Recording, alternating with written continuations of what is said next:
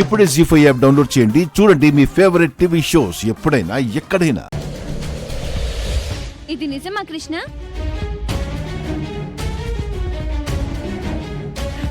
అవును చిన్న బంగారం. మరి ఈ విషయం నాతో ఎందుకు చెప్పలేదు? చెప్తే నువ్వు ఎక్కడ నోరు జారుతావని భయం వేసింది, అందుకే చెప్పలేదు బంగారం. అవని పిన్ని శ్రీకర్ బాబాయ్ల ప్రవర్తనను గమనించినప్పుడల్లా నాకు కాస్త అనుమానంగా అనిపించేది. కానీ అక్షయ్ మన కుటుంబంకి సంబంధించింది ఎందుకు అయ్యుంటుందిలే అనుకున్నాను. ఇప్పుడు నీకు తెలిసింది కాబట్టి రేపు అవని ఎవరిని తీసుకొస్తుందో చూసేంత వరకు నువ్వు సైలెంట్ గా ఉండు. మీకు తెలిసిన నిజం నాకు తెలియడం వలన ఎటువంటి నష్టమూ ఉండదు. మీరేం వరీ కాకండి. అక్షయ ఇంటి వారసురాలైతే అస్సలు తట్టుకోలేను. అక్షయ ముందు నేను పని మనిషిలో బ్రతకలేను. నేను దానిని అంగీకరించలేను. మా పరిస్థితి కూడా అంతే. అందుకే వాళ్ళ కూతురు అక్షయ్య అని నిజం తెలిసేలోపు మనం ఏదో ఒకటి చెయ్యాలి. మనకి దక్కనివి ఎవ్వరికీ దక్కకూడదు. అవును నేహా, మనకు అభిమానాలు ప్రేమలు దక్కకపోయినా పర్వాలేదు, ఆస్తులు అంతస్తులు దక్కాలి. అందుకు నువ్వు ఎలాంటి పన్నాగం పన్నినా అందుకు నేను సిద్ధం.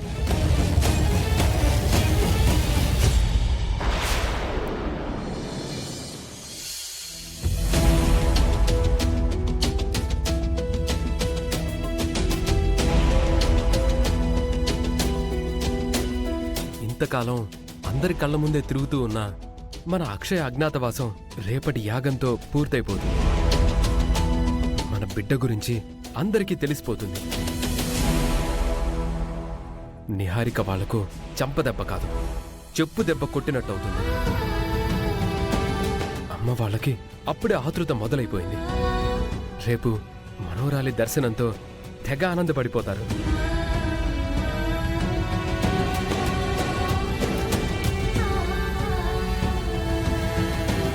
మేడం,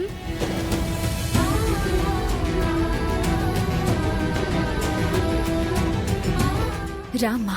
రాక్షయ, డిస్టర్బ్ చేశానా మేడం? నువ్వు డిస్టర్బ్ చేయడం ఏంటమ్మా? ఇలా కూర్చో. మాతో ఏదైనా మాట్లాడాలా? అవును మేడం. సరే, ఏంటో చెప్పు. మీ పాపని మీరు రేపు తీసుకొస్తాను అన్నారు కదా, అంటే మీ పాపను మీరు ముందే చూసుంటారు కదా, తను ఎలా ఉంటుంది చెప్పండి మేడం. తినబోతూ రుచులు అడగడం ఎందుకు అన్నట్టు రేపు చూడబోతూ ఇప్పుడు అడగడం ఎందుకు అంటారా? లేకపోతే రేపటి వరకు ఆగమంటారా? అలా ఎందుకంటావు? నువ్వు అడిగితే చెప్పకుండా ఉంటావా? మా పాప ఎలా ఉంటుందంటే అచ్చం నీలాగే ఉంటుంది. నాలాగంటే? నీలాగా అంటే ఎదుటివారి మీద ఎప్పుడూ కోపం రానివ్వని ఈ కళ్ళెలా ఉంటాయో నా కూతురి కళ్ళు కూడా ఇలా ఆగే ఉంటాయి.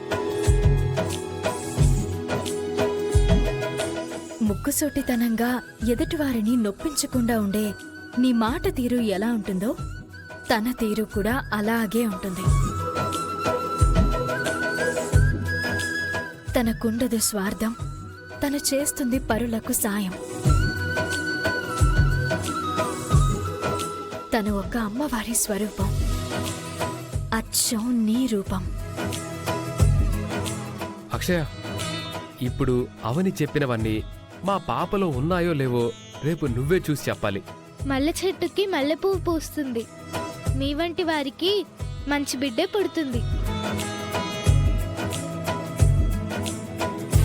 నిన్నటి వరకు బాధగా ఉన్నారు, ఇక రేపటి నుంచి మీ మొహాలు సంతోషంగా వెలిగిపోతాయి. అది నేను చూడాలి. నువ్వు మా ఎదురుగా ఉన్నావు కాబట్టి మాకంత బాధ లేదు. నేనెంత ఎదురుగా ఉన్నా సొంత బిడ్డ సొంత బిడ్డే, పరాయి బిడ్డ పరాయి బిడ్డే.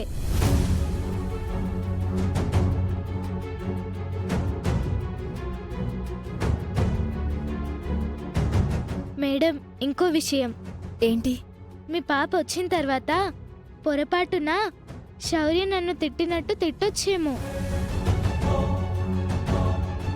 అప్పుడు మీరు మీ పాపని ఏమనకండి, మీదే తప్పవుతుంది. శౌర్య నన్ను బయటికి పొమ్మంటే పోను గాని మీ పాప పొమ్మంటే మాత్రం నేను వెళ్ళిపోతాను మేడం. అప్పుడు మీరు కూడా నాకు అడ్డు చెప్పకండి. మీరు మాత్రం మీ పాపతో ప్రేమగా ఉండండి. నీలాంటి బంగారాన్ని వదులుకుంటామా మేము? మా బిడ్డకు శౌర్య లాంటి బుద్ధులు లేవు. అందుకే మా బిడ్డ నిన్ను ఏమీ అనదు.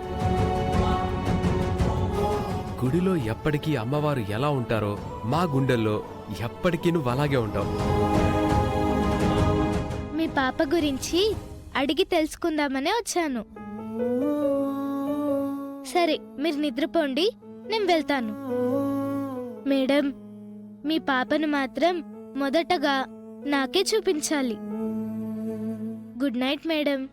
ఆ, అక్షయ, నువ్వు కూడా మాతో పాటే ఇక్కడే పడుకోవచ్చు కదా? వద్దు మేడం. ఏ? అమ్మ ప్రేమకు అలవాటైతే ఆ ప్రేమకు దూరంగా బతకడం చాలా కష్టం మేడం.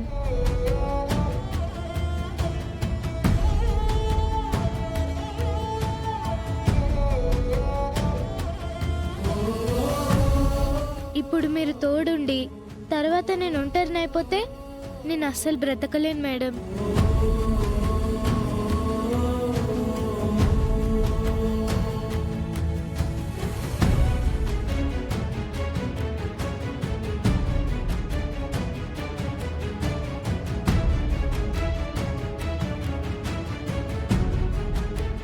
అక్షయ,